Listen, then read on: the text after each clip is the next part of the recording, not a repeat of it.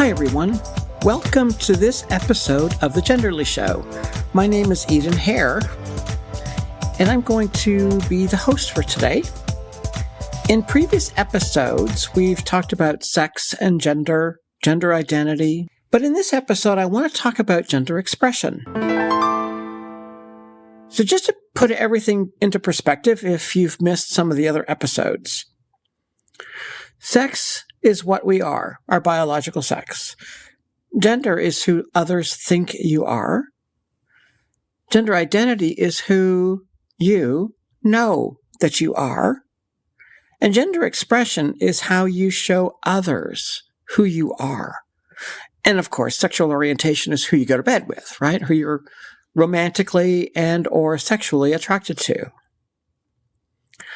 So gender expression is really the way that people convey their gender through clothing, mannerisms, behaviors, accessories, etc., right? So it's the clothes that we wear. Do we wear makeup? Do we not wear makeup? How do we style our hair? How we walk? How we otherwise move our hands, our face, our facial expressions, the voice, how we talk. I mean, that's a whole other podcast episode in terms of just understanding there are some differences between the way that men and women talk. And I don't want to get digressed or distracted by that, even though it's so tempting to do so. And then, of course, our expression is also how we respond in certain situations. For most people, the way they dress, act, and present themselves aligns with their gender identity, which often aligns with their sex, their biological sex. I am assigned female at birth, I'm cisgender, and I'm good with that. I present as a cisgender woman, or I present as a woman. So those things typically line up, but it doesn't always be the case. Gender expression is often considered to be non-conforming or non-conformant because as a society, we still strongly rely upon gender stereotypes. We still strongly align on the gender binary. Women wear dresses, men do not wear dresses. Women wear skirts, men do not wear skirts, that kind of thing. But remember, gender is a social construct and can be different across cultures. Sometimes, though, as a society, we enforce gender expression. So schools that say students must wear a particular uniform or must wear a particular style of clothes, girls must wear a blouse and a skirt, and boys must wear a shirt and a pair of pants.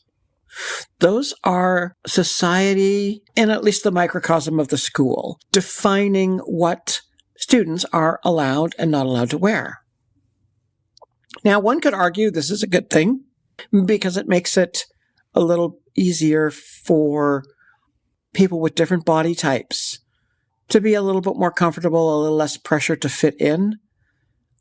But at the same time, we are reducing or eliminating the freedom for people to choose their individual expression. It's kind of like gender policing or gender expression policing. If you show up at school and you're not wearing that uniform, or you're wearing an alternate version of that uniform, the girl who wears pants, you might be in trouble. Now, I've never attended a school where I had to, wear a uniform, but I'm sure that it's not particularly pleasant some days. Some research that I've read in preparation for this podcast episode has indicated that gay men and bisexual cisgender women are more likely to be expansive in their gender expression than straight or lesbian cisgender counterparts. I thought that was interesting. But that was all that was said. I don't know if it's necessarily accurate, but because I can't say that I know a lot that fall into either category personally. But to make it more fun, gender expression can really change over a period of time You may be more comfortable with pants at one point, and then maybe a skirt, maybe it's a dress. Maybe it's any one of those things on any given day, and maybe it's many of those things on any given day. But sometimes our gender expression is influenced by our culture, sometimes by the person, sometimes the situation that we're going to be involved in.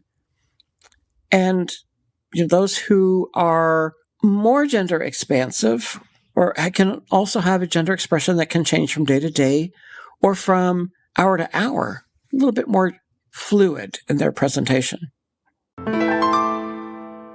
And sometimes we use gender expression to help us explore our gender identity. If we're not sure where we fit, we are a little bit uncomfortable with what we're expected to wear, so we may explore. I think the challenge that we have as gender expansive people, say, take me, for example, a transgender woman, or as I've been wont to say these days, a woman who is transgender, is wearing clothes that are more to her liking. This could be a huge challenge, regardless of your specific situation. If you've not made any attempt to express your gender identity to anyone, so it becomes a case of there's a little bit more stress if you decide that you want to wear that skirt or wear that dress when you haven't told anyone that you are expressing or even experimenting with your gender identity. And it can be more of a challenge when society assumes that the more masculine body shape that a transgender woman has is the indicator of her biological sex and therefore her gender.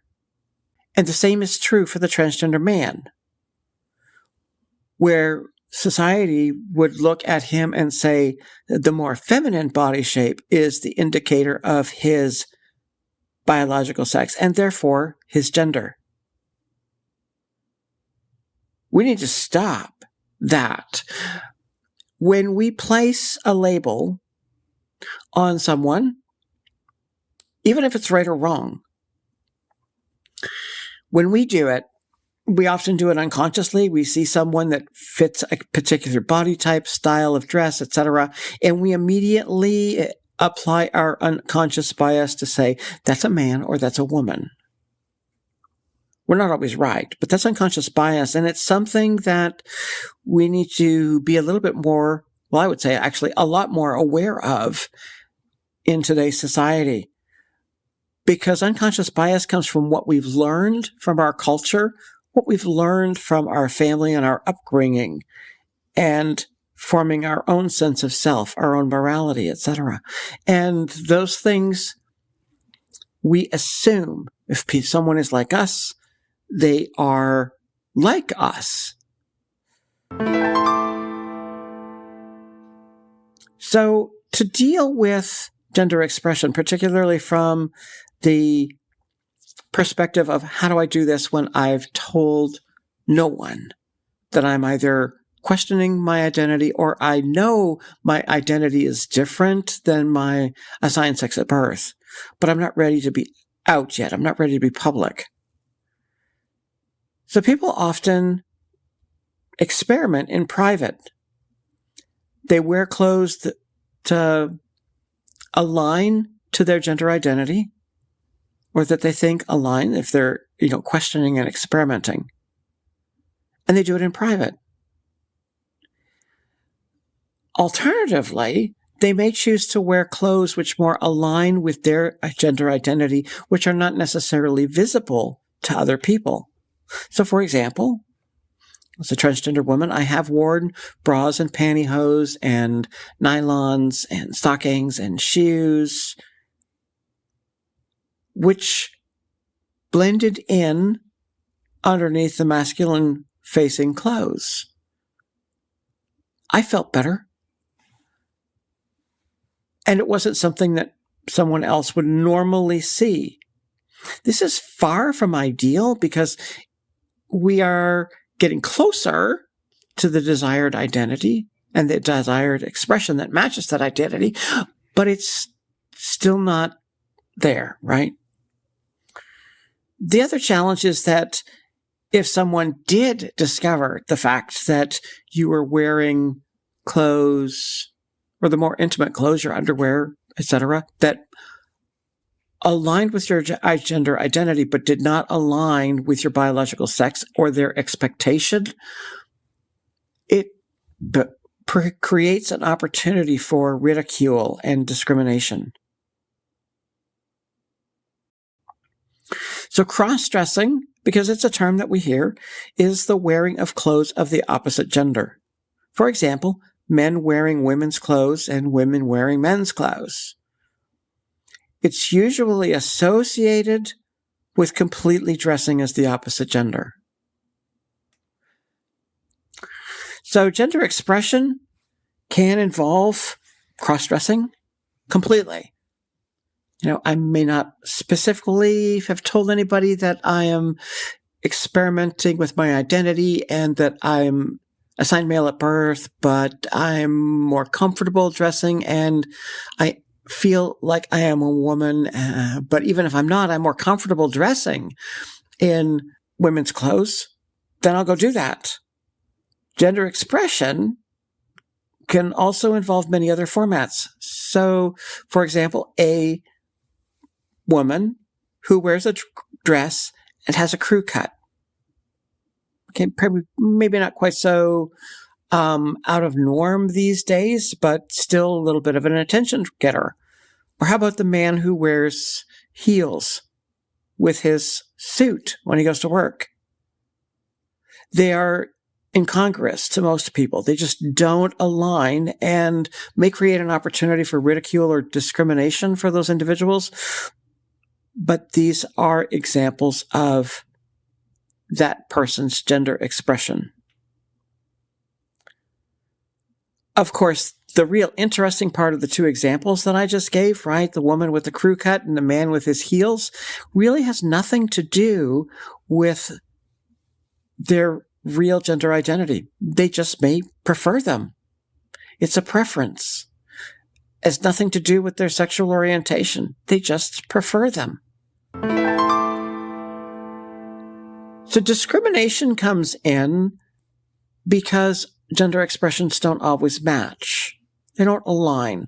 They don't meet what society, what culture that we live in is expecting for us as assigned male at birth or assigned female at birth. Sometimes victims of discrimination in one culture are just displaying their cultural expressions where they grew up, not necessarily the ones where they're living today. And of course, that can cause some challenges. When our expression doesn't align with what other people expect, leads to bullying, childhood abuse, sexual assault, discrimination in the workplace or access to services, and all kinds of other potentially traumatizing events. But gender expression is a sizable aspect of how we as people view ourselves, and this impacts our self-confidence. I know for me, I love a dress. I love how I feel in a dress, and I'm quite comfortable moving or expressing my body motion a little bit differently when I'm wearing a dress than when I'm wearing pants. When that individual is forced from personal or societal influences to have an expression where they don't personally identify, our confidence can be greatly hindered and in turn create other mental health issues, anxiety, depression, low self-worth, etc. So as I wrap up this episode, and thank you for being here today, the really important parts I want to reinforce when it comes to gender expression, it's what you wear, your accessories, behaviors, voice, hair. And there's a lot that goes into that expression, right? It's not just getting the right outfit. It's the right jewelry, the right accessories, the right, in my case, purse, the right shoes, the right hairstyle, the right makeup presentation. Okay, so all of those things that go into the expression. Gender expression is not an indicator of gender identity or sexual orientation. Just find the expression that suits you best.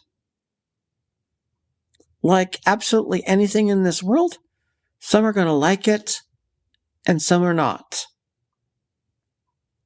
As for me, right now, I'm going to go change into a dress. Thanks for being here with me today, and I hope that you will drop by and check out the other episodes of the show. Remember to subscribe and stay tuned for future episodes. Thank you for being with me today on The Genderly Show.